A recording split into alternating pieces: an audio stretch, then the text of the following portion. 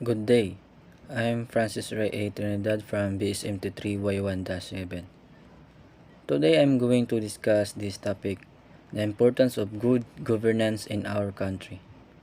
Good governance is the process of making and implementing decisions that benefit the public.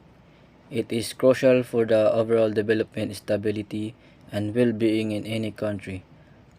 I have 6 steps how to have a good governance in a country. Step 1. Ensuring rule of law. What it means? Rule of law ensures that all citizens, including leaders, are subject to the law. And the importance is this creates a fair and just society where everyone is created equally, reducing corruption and abuse of power. Step 2. Promoting transparency. Transparency involves clear and open communication between the government and the public. The important it builds trust in government institutions as people can see how decisions are made and how resources are allocated. Step 3. Ensuring accountability.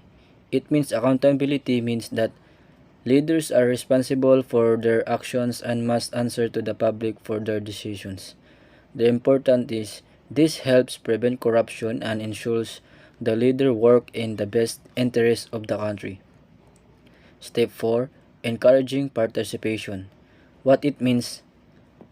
It allows citizens to be involved in decision-making process, either directly or through the elected representatives.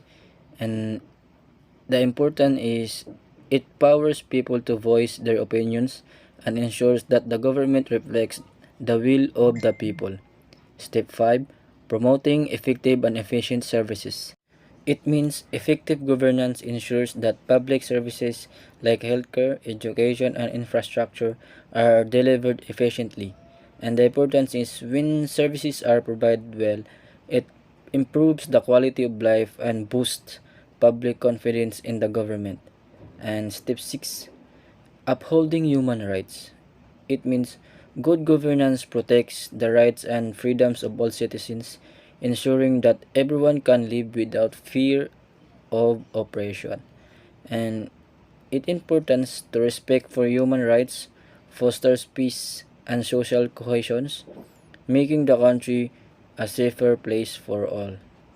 And that's the end of my report. Thank you for listening.